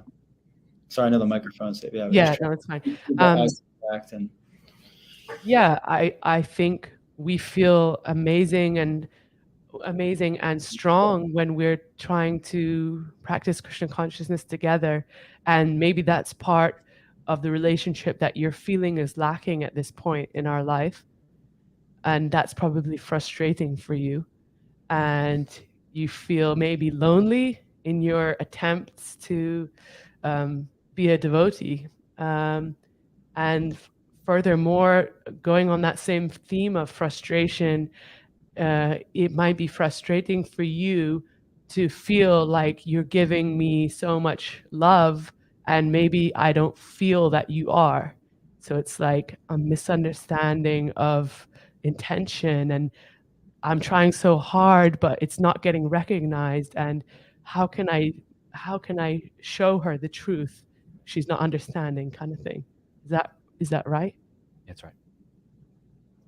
Beautiful. And good. Namras Prabhu, I love that you held her hands. That was very wonderful. Thank you. Great ninja move there. He knows how to get me. Okay, final part, and then I would like you to switch. Tulsi, I would love for you to share. It's called sharing impact. So now you get to share. Hearing all this, what does it bring up in you? How do you feel just hearing this? You can look at Namras Prabhu. Having heard this and the way that you're telling me in such a direct way, it makes me feel that this is more important than maybe you have previously implied, because it's like very direct. And it's like if someone has a need for me, I mean, my role to myself in the family is to see to everybody's needs. And I feel in general that I'm fairly good at that. But what I'm understanding is that I'm overlooking a need of yours and maybe not giving it the importance that it deserves. Is that correct? Yeah. You're such a good communicator. I'm so in awe of you. Maybe you should get into this line of work too. He's been trying to get. Yeah. Very good. Yeah, beautifully said. Great. All right. So now you were able to dive into that very deep, very quick. So I appreciate that, and the two of you. And then we are going to switch, but Okay. you can sort of see what this is creating, even though that was quick. And some couples, it takes a while to get into that. Okay. But you saw the space that it created. So now let's just switch. So you both get the experience of being in both roles. Okay. So Tulsi, something you'd like to share, and then I'll coach you through the rest. Okay. I need some time to take care of my personal needs within the week. That's it. That time that is not owed to anyone, or that no one's knocking on the door, like no kids are knocking on the door trying to, like, time that I don't feel guilty about spending doing whatever I'm doing, whether it be wasting time or personal care or sleeping in or whatever. Great. Nam Ras Prabhu, so you can just repeat back what you heard Tulsi say and in your own words. What I'm hearing you say is that you want some personal time every week to do whatever you want to do, because otherwise your day is fully, like, from 24 hours is like practically 24 hours is like things need to be done a certain way for the kids, for me, for the family, for the house, etc. So you need some time where you are dedicated to just doing what you want to do without any interruptions or any distractions or disturbances. Is that right? Yes, that is correct. And then Nam Ras Prabhu, can you just is there anything else that you want to share? Is there anything else?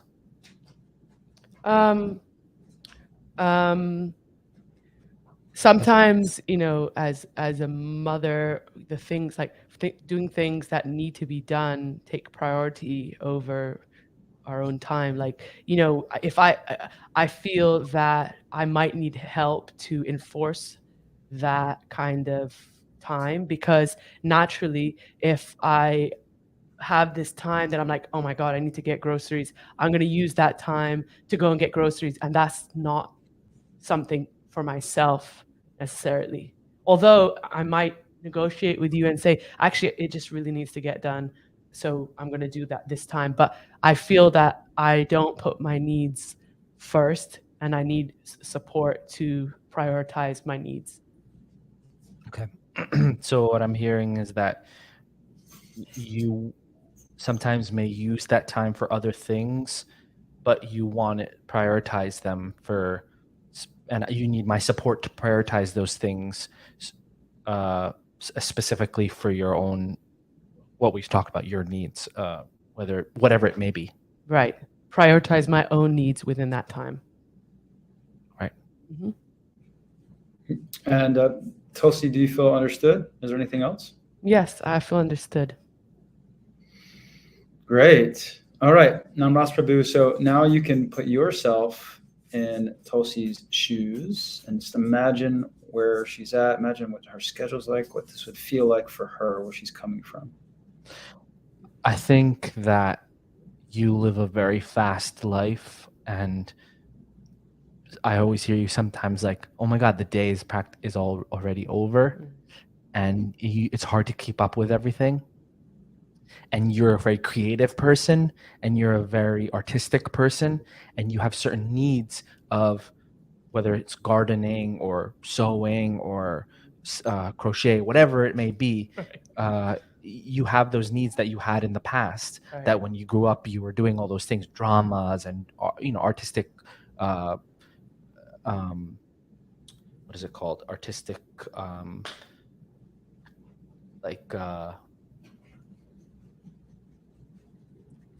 activities or not activities, but things that you want to do, that you want to get done, goals, maybe Goals, right. perhaps goals. And so to not be able to do those things is like you're losing yourself. You've Right. lost yourself as a mother Mm, and as a wife and a homemaker. right. So to bring back those things to your life would enrich your life a lot more, and you would be able to find yourself again in some sort of way. Maybe not as the same as before, but you will be able to find yourself again if you have that time, whether it's an hour a day or a few hours a week or whatever it may be. So Right. that's what I feel like if I'm in your shoes. Right. Is that right? Yeah, that's how I feel. I think, yeah, it's challenging it's challenging to be a parent and have so many responsibilities, and at the same time, kind of moving into uh, this identity of I am a parent, but I'm also who I was before.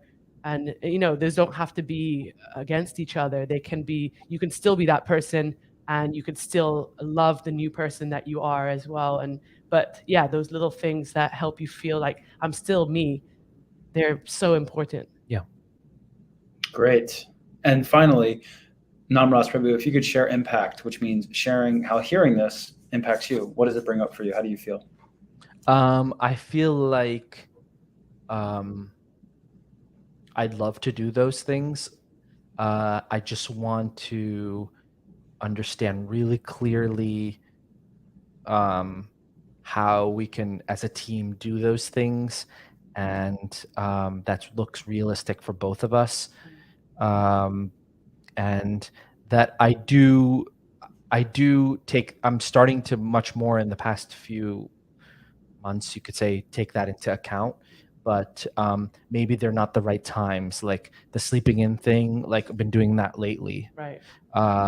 giving you time away from the kids, co-sleeping and things like that. So that I understand that, but I know it's more than that. It's not just the sleeping thing. It's like when you're out about and awake and the day is going, but maybe on the weekend, some hours, I'd take the kids somewhere. The weather's good. You can be on your own for some time. But in the past, what it's been is just you catching up on tiredness. Yeah. And I think that's something we need to work on as a partnership, that like, let's catch up on our tiredness. So then you'll be able to do the things that you want to do, Right. such as XYZ, crocheting, sewing, Right. etc. You want to gardening, Right. like even you want to make a garden and you can't because you're tired, overworked, tired. You have a certain schedule. Right.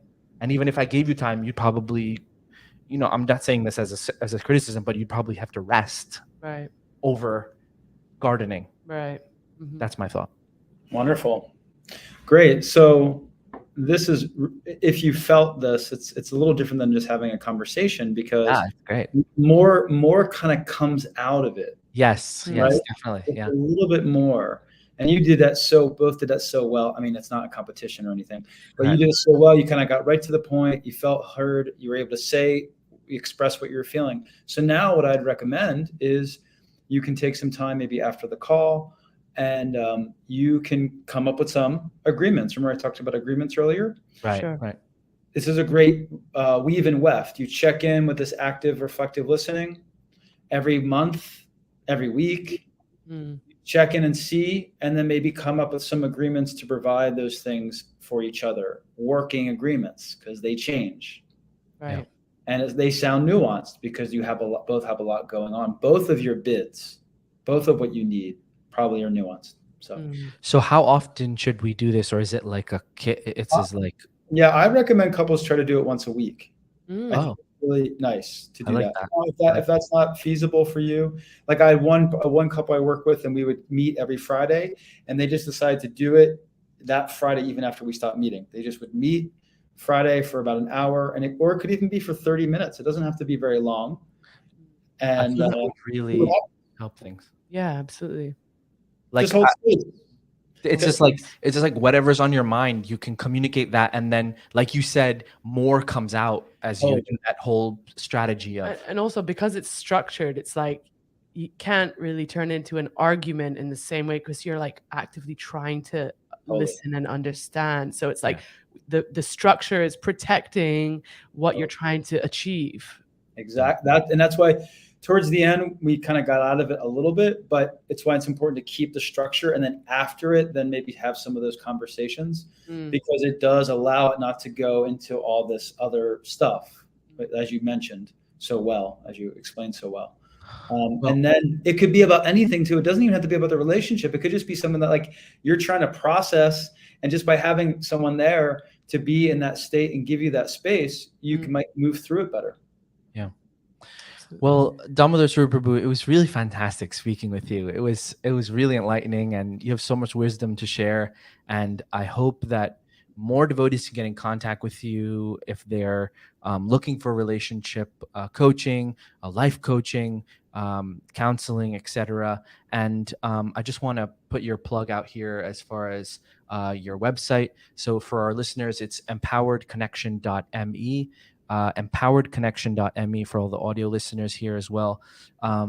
And that's how they can cut in contact with you through that website. Yeah, you can contact me there. Well, we have like a first free coaching session. That's a discovery session. I also do post on Instagram a lot, and I do a post about tools and tips to help your relationship. And I also have a podcast as well called Empowered Connection. And you can check that out. And that talks a lot about relational growth in addition to self-growth and some spirituality, bhakti as well. Give me your Instagram handle again. It's pretty simple, similar to this. It's just at empoweredconnection.me. .me. Okay. That's your Instagram handle. That's the Instagram handle. So if Instagram handle empoweredconnection.me, you can find Damodar Cordua there. And he also has Bhava Wellness. Can you tell us just briefly about that? We have a few minutes. I don't want to go over 2 hours or else the StreamYard does funny things and won't allow it to stream. But tell us a little bit about this. My wife and I run this together. It presents some of what I do, my services, but also our healing wellness product line, which is all Ayurvedic-based herbal remedies. And we have an online shop, and we do other healing services as well, part of Bhava Wellness. And we ship across the world. So wonderful. Amazing. I really, really hope a lot more devotees get in touch with you, because I really feel like people working on relationships and family and just it's so needed. It's so needed in our movement. And as devotees, sometimes we think, okay, chant Hare Krishna and everything will be okay, which is true, but also we need to work on our relationships. We need to do the work. Yeah. Hare Krishna, end. Yes. Hare Krishna, everything will be okay, end. Yeah. Yes. I love that. Okay, Prabhu, please stay on. I'm just going to turn off the recording. Hare Krishna, thank you so much. Thank you so much. Thank you so much for your service. Haribol. Hare Krishna, Krishna Krishna Krishna, Hare Hare.